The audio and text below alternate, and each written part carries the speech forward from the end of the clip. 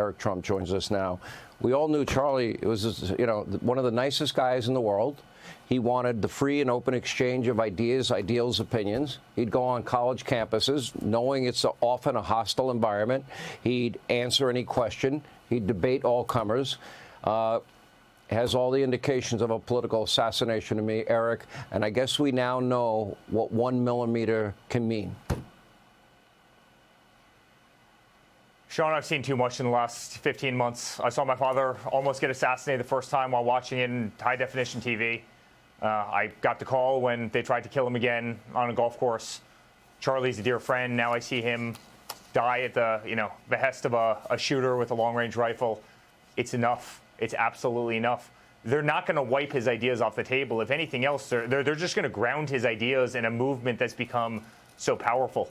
America won't take this. And I remember Charlie walking into the Trump Organization. He was 21 years old. He walked into our conference room, and I met him for the first time. And, man, the kid was larger than life. I mean, he was so far beyond his age. I mean, what he created. At that point, he had a couple chapters. Turning Point was in its infancy. They had absolutely no funding. And yet he spoke about this big dream of creating this incredible organization and inspiring, millions and millions of kids and really redirecting the whole political conversation all across youth across the country. I mean, what's a bigger kind of goal than that? And he did it. And I watched him over that 10-year period of time. 10 years ago, I met him, right? And I watched him over that period of time, and he was truly one of these great forces of nature. And he became a dear friend. He became an incredible friend to me. He became an incredible friend to Don. He became an incredible friend to my father, Laura, our entire family. Every one of us spoke at his events. I mean, I went to Georgetown, my alma mater, with him, which is an incredibly liberal campus, as you know better than anybody. And, we sat there and we had the greatest conversation with kids, on both sides of the spectrum. And it's just amazing. And what he did everywhere. You couldn't travel anywhere in a political circle without running into Charlie Kirk. I mean, he literally wore through his shoes. And he loved this country. He loved God. He loved his family. He loved red, white, and blue. He loved, the Make America Great Again movement, and he put his heart and soul and every aspect of his effort into it.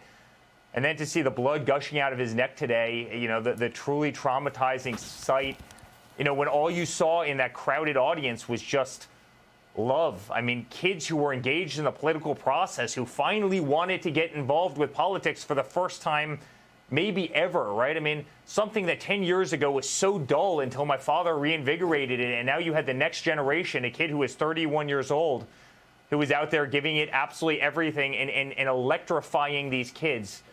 And today he's gone, and it's hard to fathom. We've seen enough death. We've seen enough senseless killings. And Sean, let me leave it with this. I'm sick and tired of seeing the bullets. They're only going one way.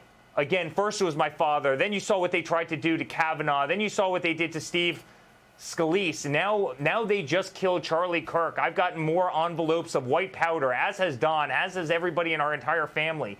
When does the senseless nonsense stop? And when is there accountability from MSNBC and NBC and everybody else who just fosters this hate every single day, including today, right after that incredible man right there was killed? It's enough. I've had the same experience. I don't talk about it publicly. There's a lot we go through. I spent about an hour on the phone with you and Laura the other night, and you were describing a chapter that you're writing in a book that's coming out. And we talked at length about all that you, your brothers, your sister, your entire family, Melania, your father more than anybody has gone through.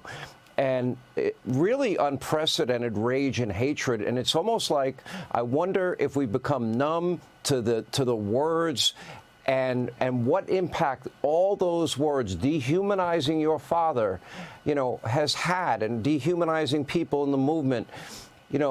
Words matter. I mean, I couldn't believe we didn't know if Charlie had been assassinated. We knew he was shot.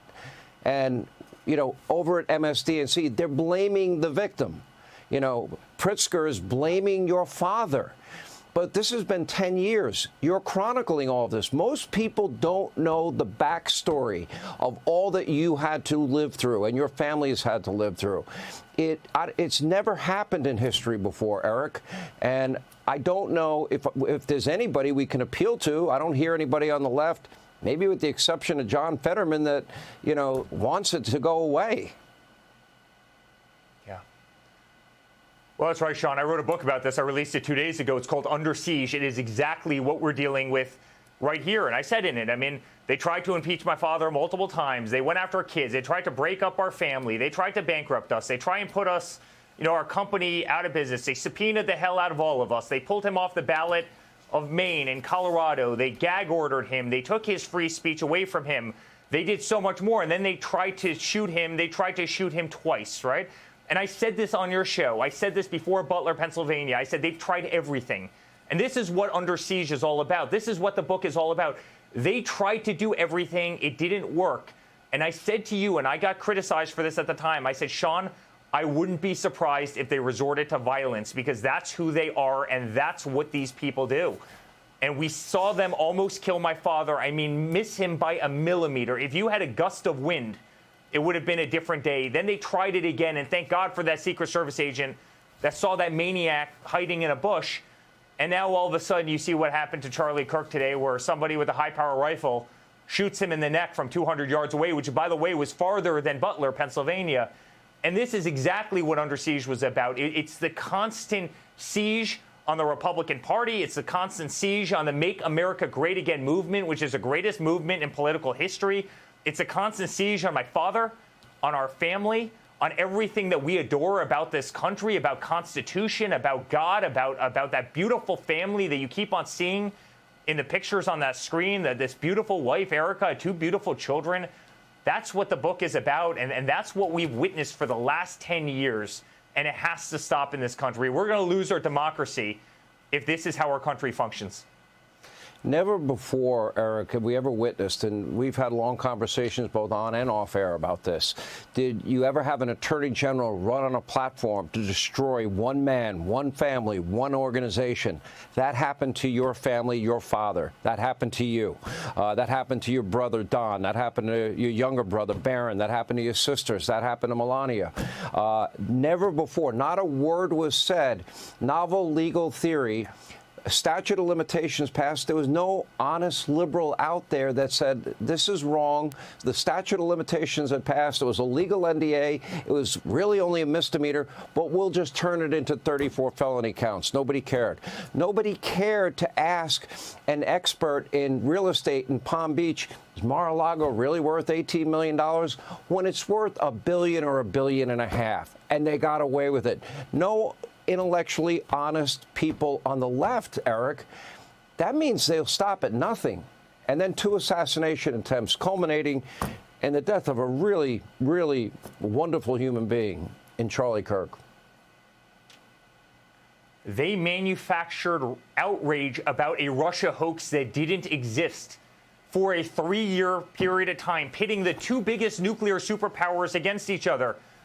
But yet they had nothing to say, 3 days ago about a lunatic who had been left out of jail 14 times, who murdered a beautiful girl on a train in Charlotte. Sean, that's who these people are. They manufactured 91 indictments against my father, and it was wall-to-wall media coverage by the mainstream media, right? But then today I get to hear MSNBC saying, oh, shots fired at very far-right lunatic Charlie Kirk. You cannot believe the narrative. And by the way, that's why the average American at this point absolutely detests the media in this country.